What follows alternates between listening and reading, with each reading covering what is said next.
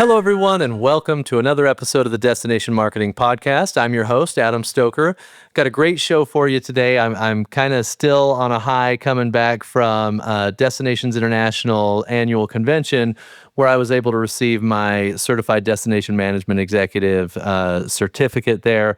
I was able to see a lot of my friends that I went through the CDME program with, and of course, able to catch up with a lot of my friends in the industry that were there. I will say, I think they had almost 2,000 people at annual convention this year, and it felt like that many. It was so hard to catch up with everybody that I wanted to catch up with, and I know you all know how it is that when you're walking through that hall, you can't get very far. So if there was any of you that wanted to say hi or that were hoping to catch up while we were there, I'm sorry we weren't able to connect. But it was so great to see all the people that I was able to see and talk to. I even got to play a little golf at a course called Chambers Bay while I was out there, and that was a really incredible experience. But it was great to see everybody. Destinations International puts on an amazing event. The education program that I went through for CDME was really great. And I'm excited to see where they take it, because it sounds like they're doing a complete overhaul of the program, which one of my biggest problems with education as a whole is usually education evolves much later than real life does. And so I love that Destinations International is evolving the program and making sure that it's staying on top of industry trends and what's happening in the world and what's happening in marketing. So really, really appreciated that program and the opportunity to go receive my certificate there.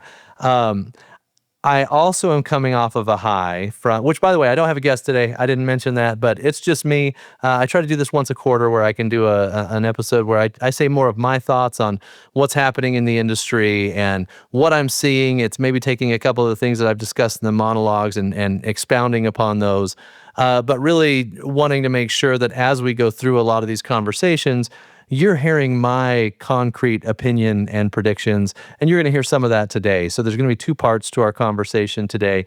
The first part is I want to talk a little bit about, I mentioned CMO Jam, and that was just such an incredible experience. We did the second version of that. I recapped the discussion from CMO Jam in my monologue last week. But the thing that I wanted to talk about today is the program that came out of it. So I'm going to talk about that.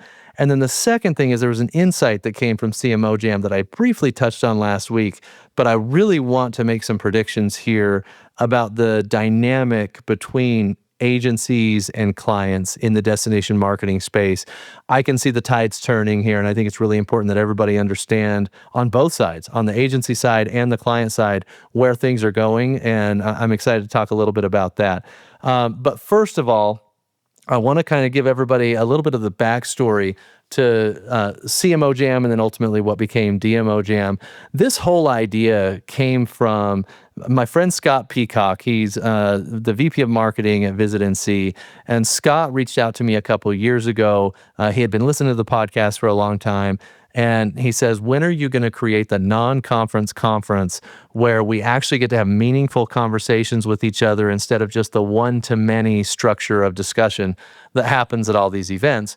And I really thought it was an interesting idea. I hadn't put much thought into it to that point. And so what I did is redacted the portions of his message that would identify who he is to protect his anonymity. And of course, I'm sharing the story now with his permission after the fact.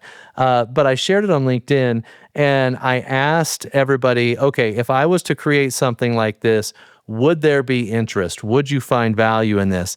And to this day, I think it's still my most engaged with, my LinkedIn post that's gotten the farthest reach, clearly my most impactful post to this point. And there was obviously a hunger for something like this in the industry.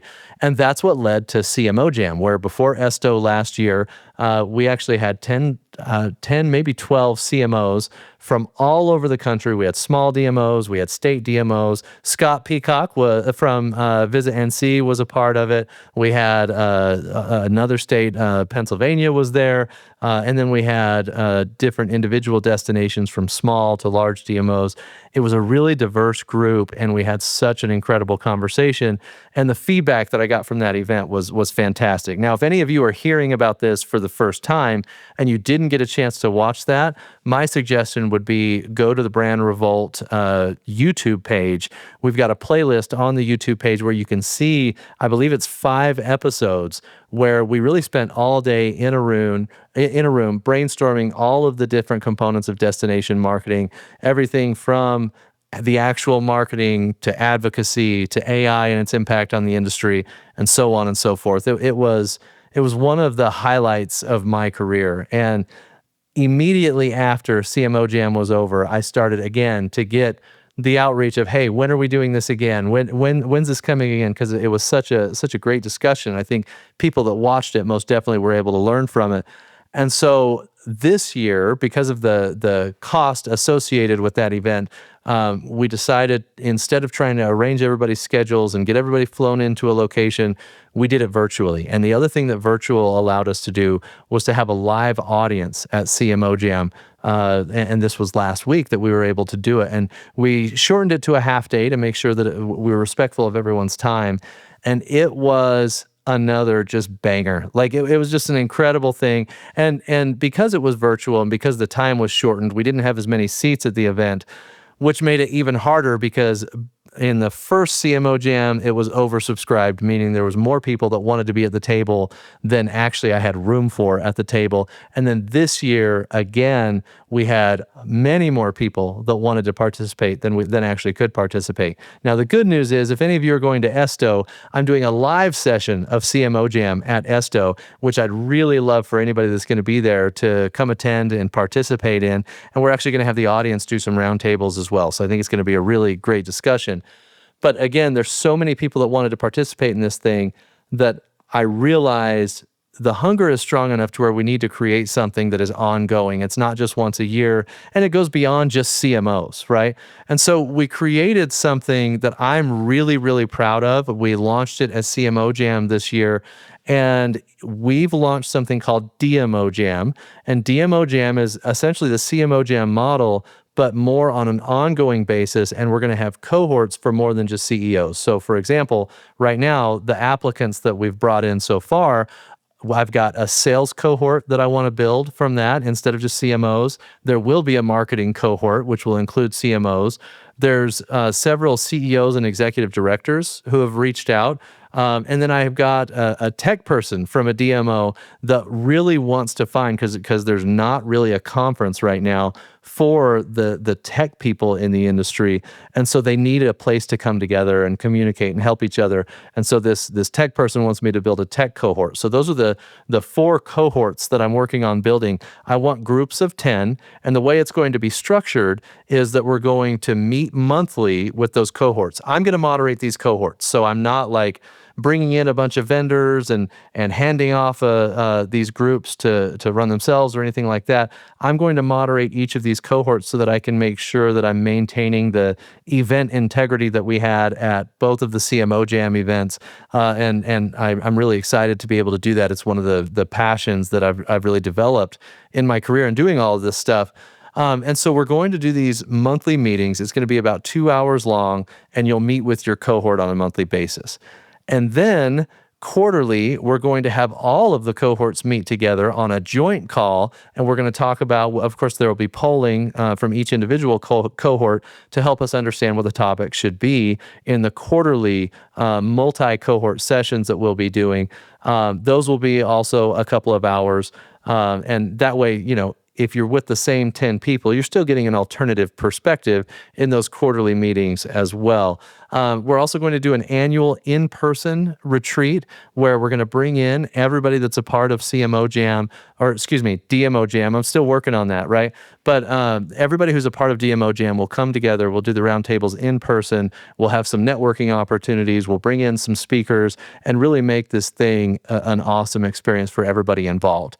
The great thing about this is, just like CMO Jam the last 2 years, DMO Jam will also have all of the content recorded, and we're going to build out a library of the content from these roundtables that anybody with a DMO Jam membership is going to be able to get access to and be able to experience some of the topics that may have happened in another cohort, and you're not a part of that cohort. Let's say you're interested in the tech cohort that we're building.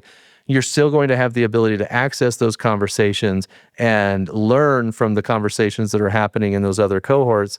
And again, the whole idea is for us to together, instead of the one-to-many format, the many-to-many discussion is going to allow us through integrating with our peers to progress together, to learn together, to get to the next stage of where we need to get in our destination or in our career. And I think it's going to be an incredible opportunity. I'm really proud of it. I'm really excited for it. And we've already got a lot of applicants. I want to be clear. I'm not terribly scalable, right? And so the reason it's application only is I want to get the right people in the room, and I also don't have the ability to scale it too far. And so right now we're building these 4 cohorts. That's in. We still have applications available in each of the 4 cohorts. So if you fit into any of those cohorts and you'd like to participate, you'd like to meet with your peers on a monthly, quarterly, and then of course the in-person annual basis, I think you'll find a lot of value in it and would love to have you apply. If you don't get in, we're also exploring the idea of still giving people like another membership that allows them access to the content, the ability to attend some of the virtual meetings, but maybe not sit as a panelist. I don't know. I'm building this for the first time, and I'm trying to make sure that I get it right. And so if you have feedback or ideas or suggestions for the program, please don't hesitate to reach out, adam@thebrandrevolt.com, and I'll respond to each of those. I promise. If you give me any suggestions for DMO Jam, no matter who you are, I'll respond to you. I'll take it into consideration, and I'll let you know kind of where we land there. And I may even take it to the cohorts, and we'll talk about it as a cohort and decide what the right decision is for the group moving forward. So again, it's in its infancy. It's something I'm really, really passionate about. I'm really excited about. And the initial applicants are going to be excellent participants to the group. I think it's really going to be great. To be clear, this is, I said application only, but it's also a paid experience. I just don't have the ability to underwrite this entire thing through the year. So I need to make sure that everybody that's at the table is able to have some skin in the game and pay to be a part of it so that we can afford to put it on. This is going to take a lot of my time and also a lot of a couple of people on my team's time, and I want to make sure that we can make it something that has staying power for the long term. So if you're interested and would like to participate in DMO Jam and be a part of these peer groups, you can look at all the details for DMO Jam at dmojam.thebrandrevolt.com. That's dmojam.thebrandrevolt.com, and I would love to have you participate or apply to participate in DMO Jam as a program and maybe be in one of those 4 cohorts that we're currently building. If you have one of the templated destination websites in the destination marketing space, your website is irrelevant. If you have built your value to your stakeholders on clicks that come to your website, you are about to be irrelevant. The website issue in our space is a huge, huge problem, and we are working our way towards a cliff that's going to be very difficult to recover from for so many of the destinations who've been comfortable with a templated, glorified directory website for a long time. We've worked really hard to solve this problem. We partnered with an organization out of the UK who builds destination websites specifically, and we reimagined the destination website to actually inspire visitation, which for some reason got lost along the way. Our purpose is to inspire visitation, to create new demand. And we've gotten to the point where these websites do the exact opposite. They're just demand capturers. If somebody's already searching for a stakeholder or a business within our destination, we're capturing that intent. But the problem is our job is to create new intent, and you can only do that with a website that truly inspires people to travel. So if you know that you're one of the people that I'm talking about that has a templated website that is optimized for what we are not supposed to be responsible for, but it tells just a great story to your stakeholders, it's time to change that because that story is ending. So if you want to see what this reimagined website concept has been that we have several destinations in process with right now, hit me up, adam@thebrandrevolt.com. I'll show you what we're building. I'll show you what we have built for several destinations at this point and how we can help you get out of the templated mess of the sea of sameness and actually have a website that inspires travel. adam@thebrandrevolt.com. Okay, now I want to get into the second half of the discussion here. And there was just for one, CMO Jam was incredibly valuable. There was great insights that came out, but there was one that I just cannot stop thinking about and I want to really dig into and spend some time on. And that's the future of the agency-client relationship in the destination marketing industry. And we did not have this as an agenda item. This came up in the budgeting topic that we had. And the topic was called Budgeting at a Time Like This.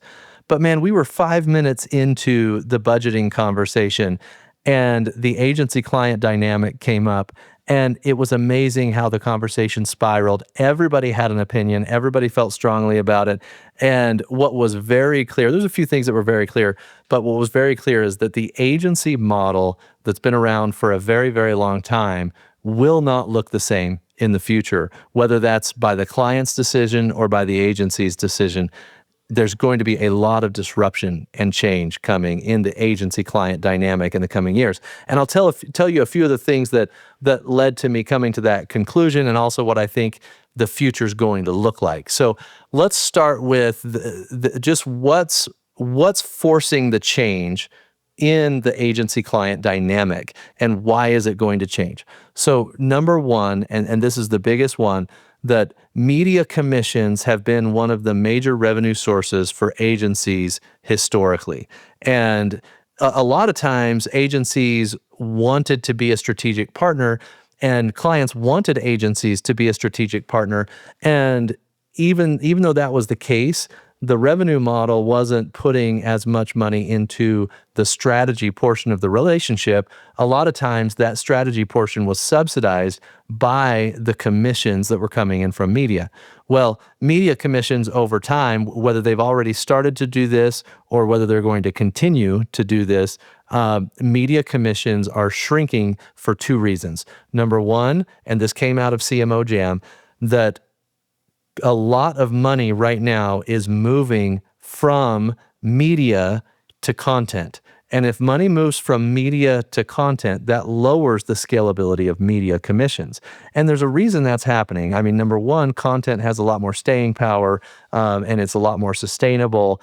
But the second thing that's happening right now is that the method of delivery for a message, if you wanted to reach a certain group of people or a certain volume of people, it was very easy through the math equation of paid media to get your message to the people you were trying to reach. And that was kind of the only way to guarantee that reach.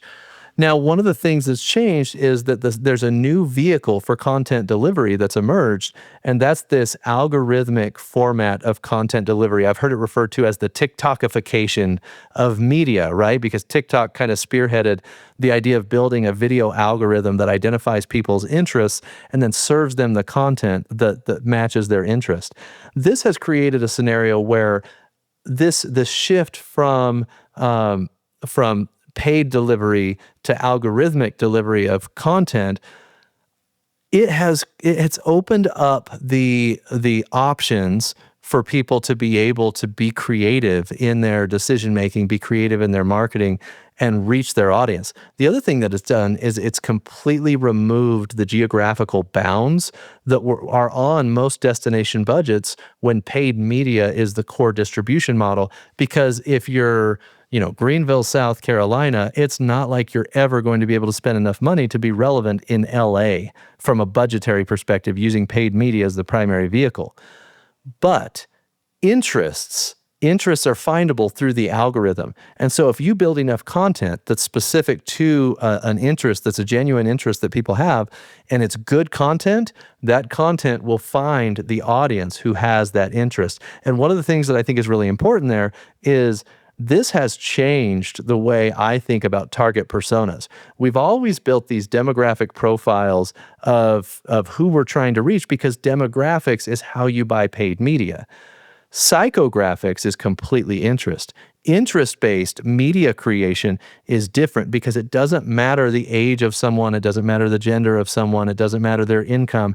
It matters if they have the interest for the content that you're producing. And so this interest-based content delivery system is kind of just this completely new opportunity to expand your reach. And so a lot of media budget that used to go to that guaranteed demographic reach is now shifting into this algorithmic content delivery mechanism that I think is much more, it's much more where things are going. interest-based delivery is really taking over. And so I think that's going to be a trend that we continue to see.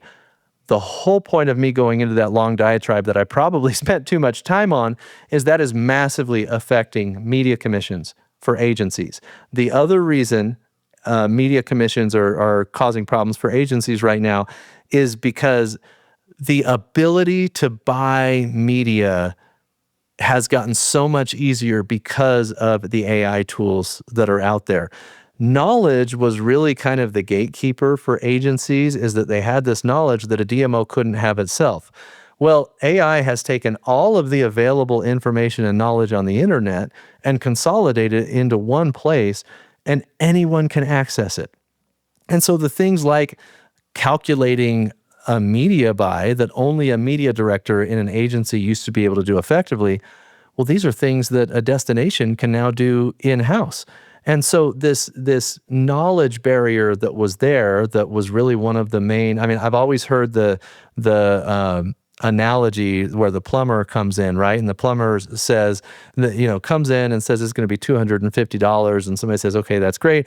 And then they turn a knob, it's fixed. And the client says, well, wait a second, you only took 10 minutes to do that. Why am I paying you $250? And he says, well, it's $50 for the time that I spent, and it's $200 to know which bolt to turn, right? And so, of course, I probably butchered that analogy as well, but the whole point is that knowledge gap that was there is what kept the client from turning the button on their own or turning the knob on their own.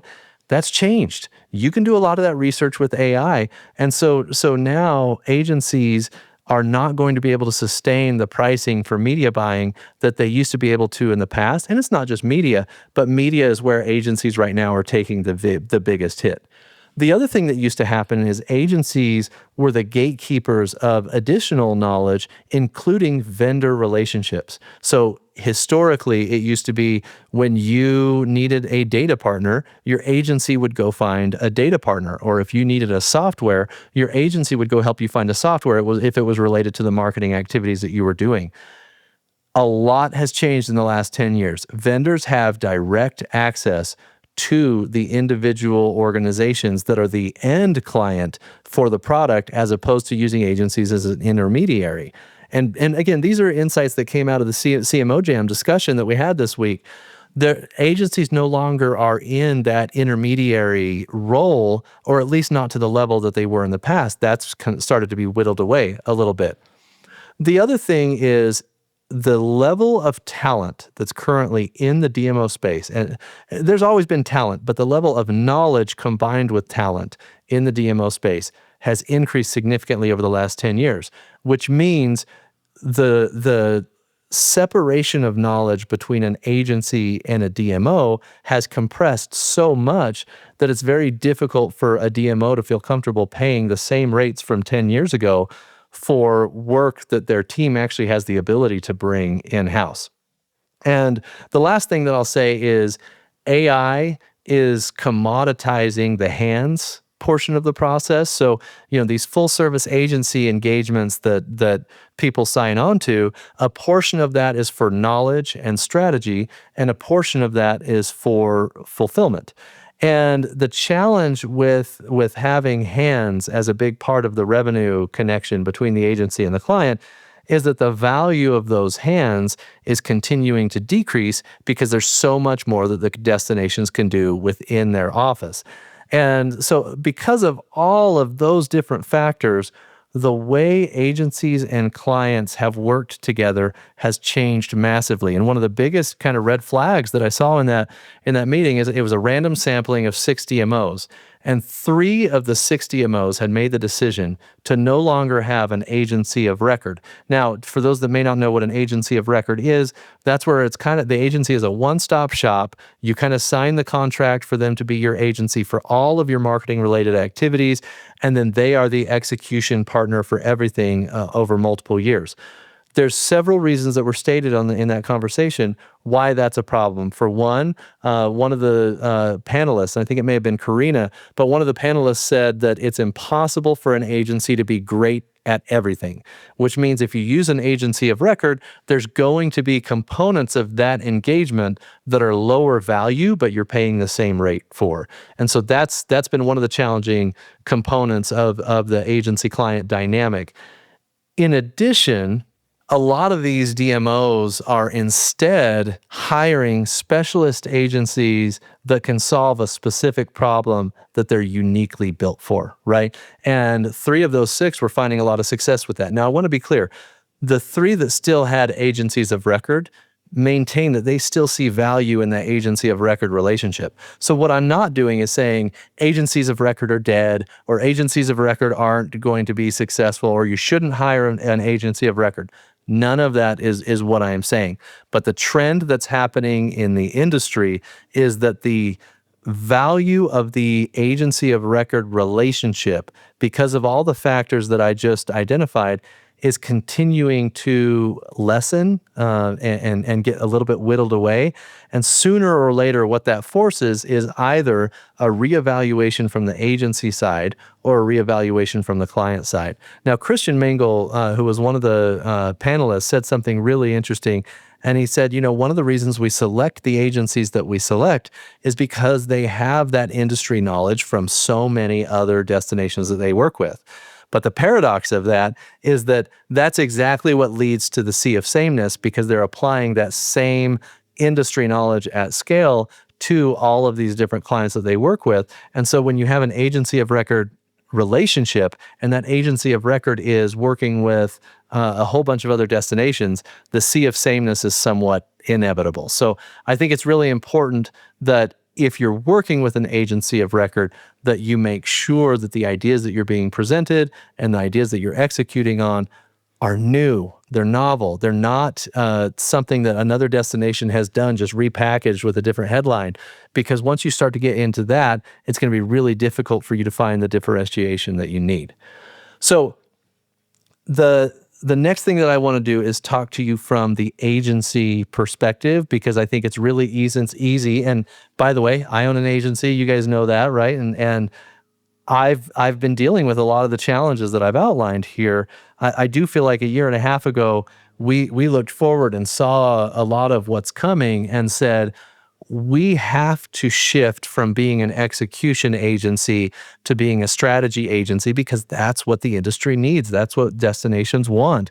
And it's been incredibly valuable for us. And yes, we took a lot of pain. I mean, media commissions was one of the things that sustained us as an organization for a long time. In fact, I'll tell a quick story. I had a telecom client for 13 years, and that telecom client was an incredible client because we did their media buying for them, and our profitability compared to the labor that it required was great.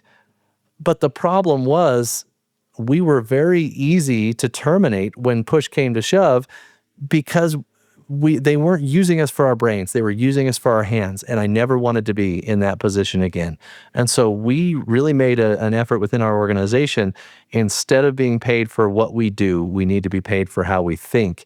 But you can't do that unless you have a team of strategists, and we've worked really hard to build a team of strategists that can be paid for how they think as opposed to just what they do. And so agencies right now, or excuse me, I've talked a lot about how destinations are in the middle of kind of an existential crisis. They're fighting for relevance. Of course, Christian corrected me and said they're fighting for significance, which is a much better term than relevance.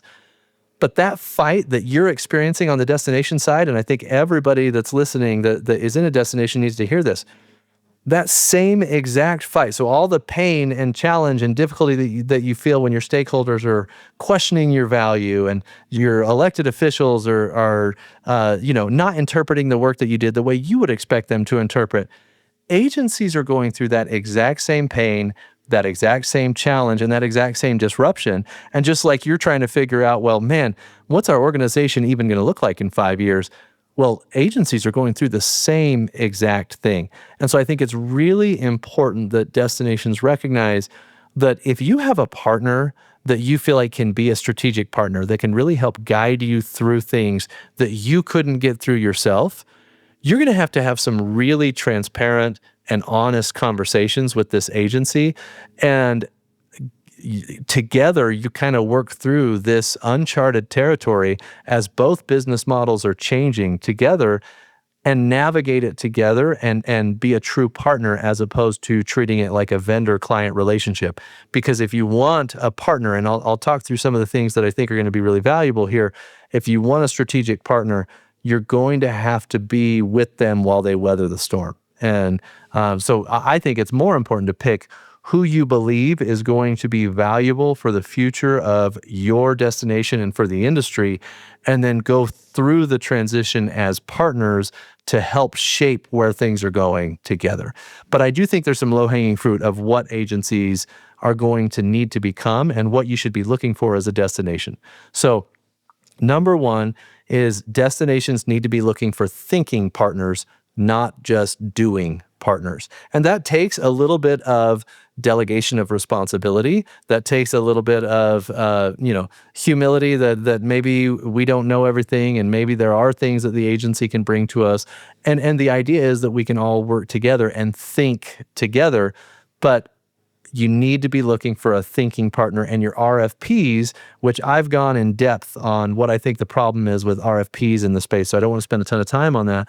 But if your RFP says, I want a doing partner, but then you feel like your agency should be a thinking partner, well, you started that problem in the RFP process. So write your RFPs like you're looking for a thinking partner. And if you want some guidance on how to do that, Megan Buckbinder from Visit Wilmington has released a couple of amazing RFPs, making it very clear she's looking for a thinking partner, not just a doing partner. And I really value that. And I think that's a great forward-looking RFP.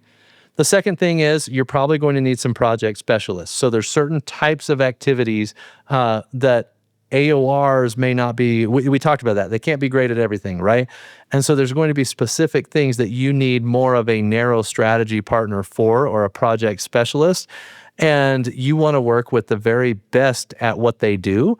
And so I think it's important to identify which projects are the right for an AOR and which are the right projects to work with more of a specialized project specialist organization, more of a consulting engagement almost. And I think you'll find a lot more value in that. If you are using your agency as an intermediary to work with technology companies, software companies, and any of the endpoint products that you're using, go direct. I mean, the agency in a lot of cases, and guys, I'm letting you behind the curtain here a little bit, because of course I own an agency, but it is impossible for an agency to objectively handle those relationships. For example, if if one of the software companies that you're using has a product that is better than the agency's owned product, do you think the agency is going to present that to you? It's a conflict of interest.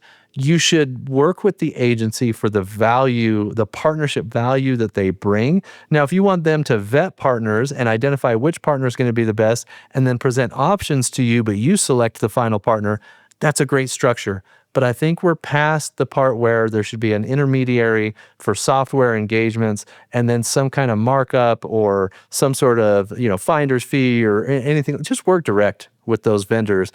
Put your agency on the stuff that provides you the value you need from your agency.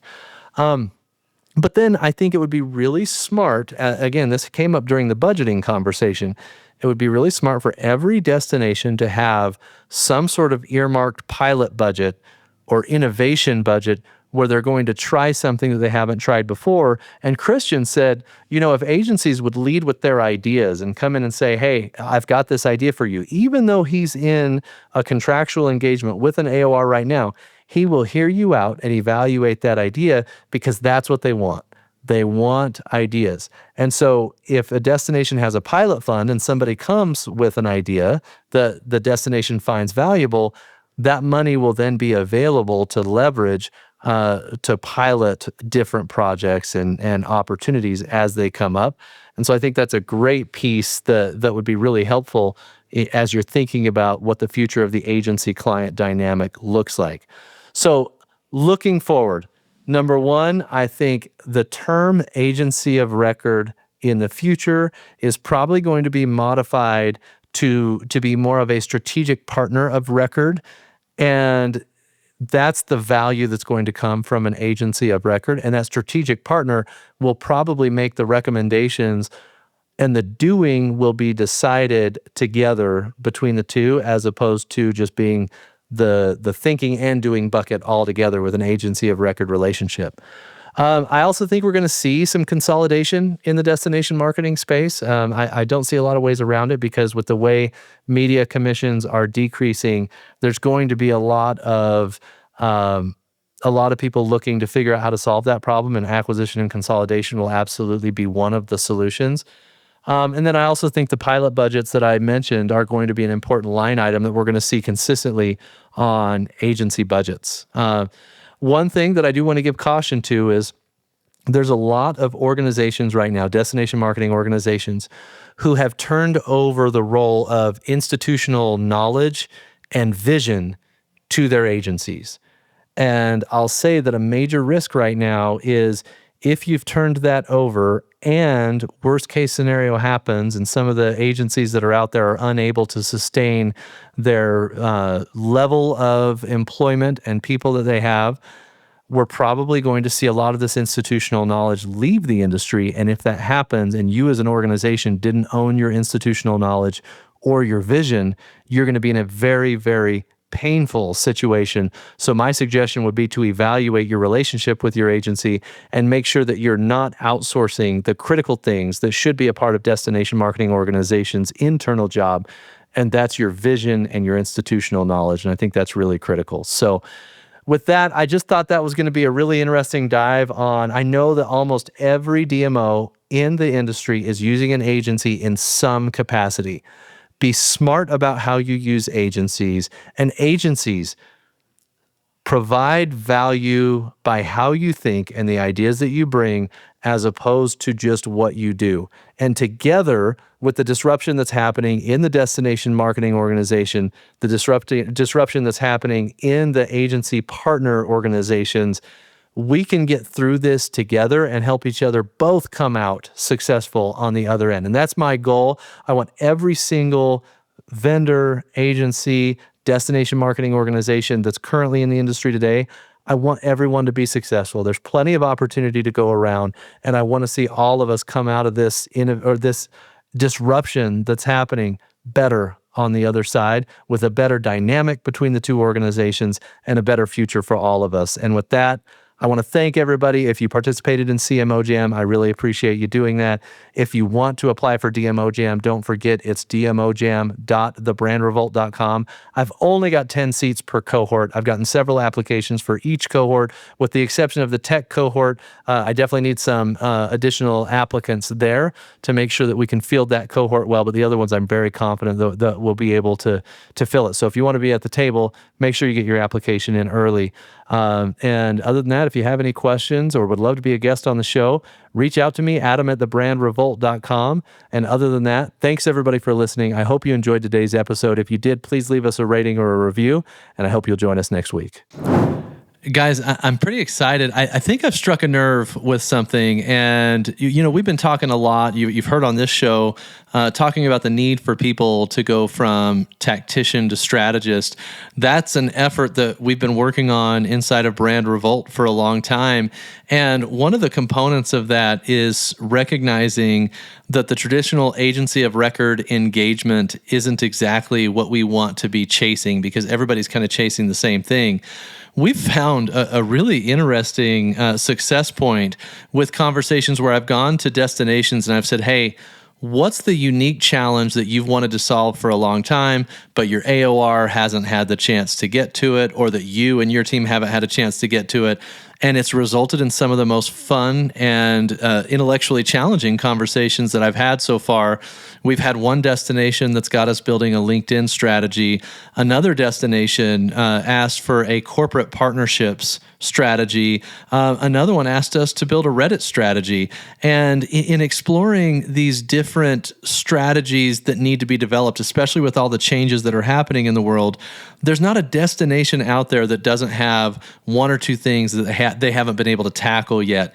And for us as an organization at Brand Revolt, we really are finding a lot of joy and excitement in the opportunity to tackle some of these problems and blaze trails that haven't yet been blazed. And so I wanted to invite all of you, if there's that nagging issue, that thing you've wanted to get to for a couple of years, but you just haven't had time to solve it, or if there's something that maybe one of your directors or C-level people have been asking you to solve, but it's been on your list, you haven't been able to get to it, or maybe an agency hasn't gotten you what you needed yet with that specific thing, give us a narrow strategy project opportunity, and I'm extremely confident that my team can really help dig into that without having to turn over the keys of the entire marketing plan to this agency. Instead, we can really tackle that narrow strategy for you and make sure that it's something that's effective, solves the problem, and can be built upon for the future. If this sounds interesting to you, hit me up at adam@thebrandrevolt.com. I would love to talk to you.